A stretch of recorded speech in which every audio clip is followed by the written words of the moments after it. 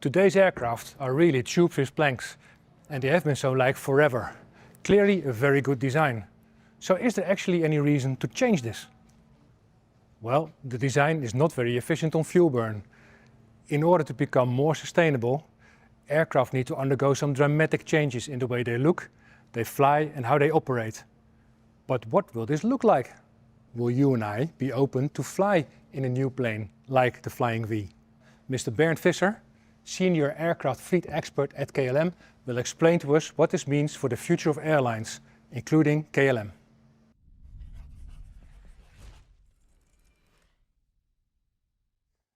Good afternoon, Mr. Visser, Bernd. Thank you for having us here at Schiphol Airport with KLM.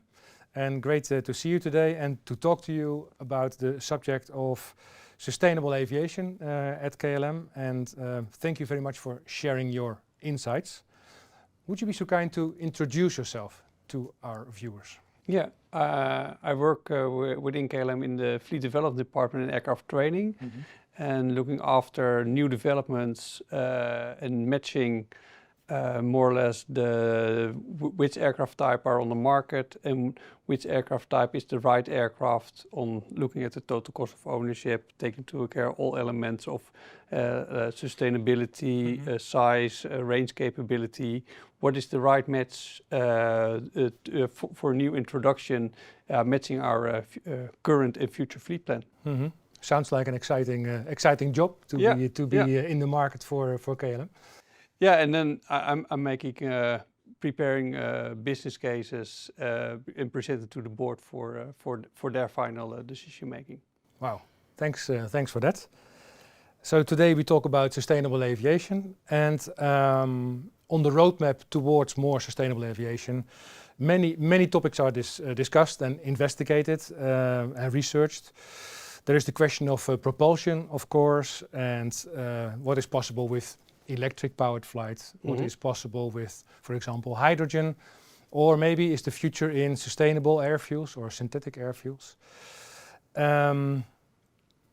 For this interview, I would like to focus on the reduction of the amount of energy that is needed for any flight. For 60 plus years, we've been flying in basically tubes with planks, and currently we see images of super efficient aircraft. My first question to you is, do you think that passengers are actually ready to fly in such novel configurations, such as flying wings or blended wing bodies? I think at first, if an aircraft is certified, it gives them a comfort level, and if major airlines adopting those kind of aircraft and see them flying, I think 50 to 80% will be early adopters, and you always have 20% who are more hesitated. But if you look at the past, you also had new designs or much more different designs than the current tube and wings. Look like the Concorde. It was also an aircraft who was adopted. And I think for the first time when the 747, a double tube, but also the A380, they were a little bit not that conventional, and it was also accepted by the community. Maybe not by everybody at the first time, but in the end, it was common practice. As a follow-up, how do you think airlines should deal with the question of investing in those novel aircraft platforms? Because we see certain airlines invest in electrical flight, the smaller aircraft. There's also the Flying V development, for example. How do you think KLM could deal with that question of investing? Yeah, what you earlier mentioned, I think there are two elements. One is the reduction on the fuel consumption, so more aerodynamic designs. And I think we should be involved in that, because we as an airline don't own or are not familiar with the design perspective of how you should design, but more on the operational part. So new designs will have operational challenges. Yeah, for sure. But if you are involved in an earlier stage, we can raise questions of how is it in operation for ground handling or for cabin crew or for maintenance. Mm-hmm. And the other part will be the new fuel. Will it be electric or will it be hydrogen? Yep. And then you have different safety elements, or will it be hybrid? Mm-hmm. And there also are the challenges for operational. Do they require a different infrastructure?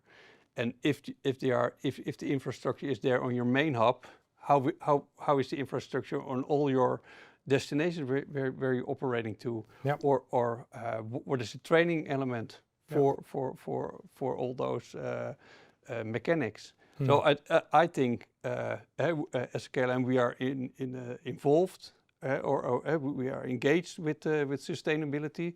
So we all also want to be engaged in those new developments. When the aircraft become to the market, it's already a mature aircraft, and it doesn't have all child diseases. Yeah, clearly. Thank you very much. And how does KLM or your department become inspired with respect to these future aircraft platforms?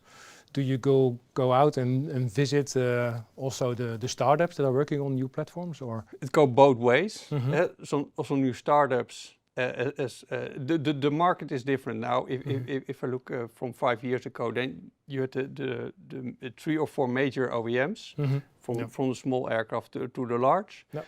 But now I think it is a challenging time, but also an exciting time, because there are a lot of new startups becoming with new ideas, also on the aerodynamic side, but also on the propulsion side.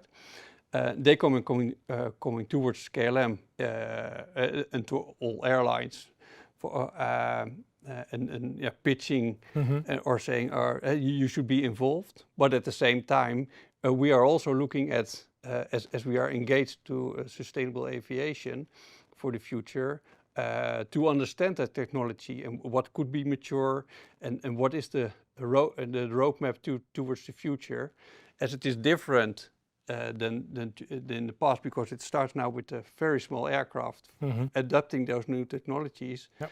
And in time, and more at 2030s, 2040s, it will become more mature for the aircraft size we currently operate. So it's very interesting to see that you mention more sustainable aircraft platforms. It's one thing to decide what platform will be the next platform for KLM, and investigating what is needed in operation to actually operate it from, for example, Schiphol. But it's also important to know that your destination airport can also handle this new technology. Exactly, yeah. What specific elements are you thinking of then in terms of operational capability of such a new platform? What is important to de-risk, so to speak? From operational side, you have, if cockpit crew and cabin crew are familiar with the aircraft, then you can operate it on your main hub, but also on the outstations. But from the outstations, it is also important. Okay, the size of the aircraft. If the size is not the standard tube and wing, how will be all connections? And from the maintenance perspective, is there new material involved or new technology? So if you have an AOG on an outstations, then the mechanics should be capable to resolve those kind of problems. Yeah, important signal for those developing the new platforms, that you should take things like that into account from the early stage design. Yeah. When you develop such a new platform. And if we talked already on new propulsion systems, so if there's a new fuel, and it could be SAF or synthetic fuel, or could be electric or hydrogen, then the infrastructure should be there in that airport. Yeah. Because especially with the new fuels, it will be a challenge that on all outstations the new fuel is also available. Yeah, in the right quantities. No? Exactly.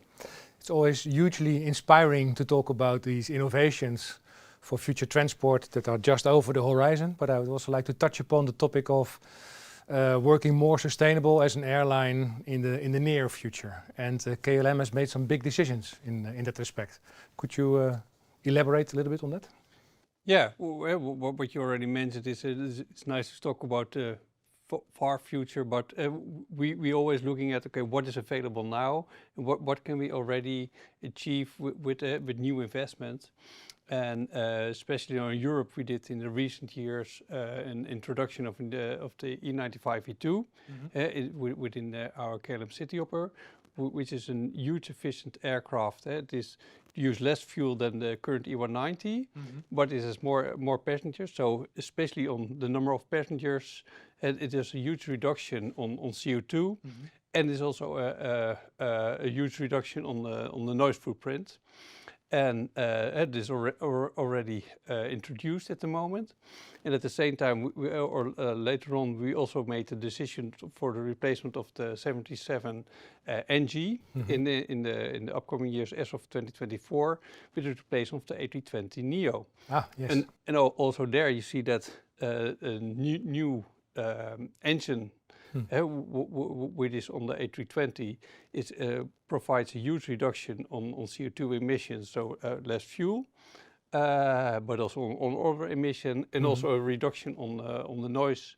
And the noise is of course important for the people who are living around the airports. Yes. And both from Embraer and Airbus, you see that they also improved the cabin. So also for our cabin. For our customers, they have larger bin and more, better cabin experience. Yeah, so it is a win-win for the airline, but also for the customer, and for the sustainability environment of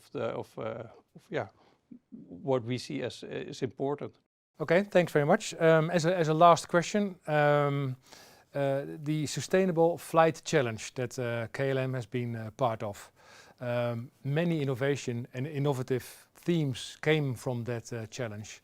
Are there any elements that you take into account with respect to decisions for future platforms for KLM? What you see, the flight challenge was already with an efficient aircraft like the 787, which is currently operating on long haul. You see that over there is also a fuel-efficient aircraft, but it is not only a new platform which can bring a lot of improvement. It is also the other elements around it. Like if you operate on the right track and you have a continuous approach, so that the air traffic management system helps you to operate more efficient. You can also reduce a lot of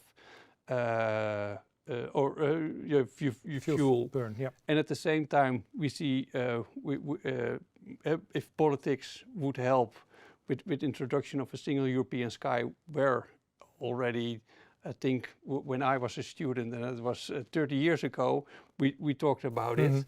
It can bring direct flightways, and that there's an easy improvement with the same technology of already 10%. Yeah.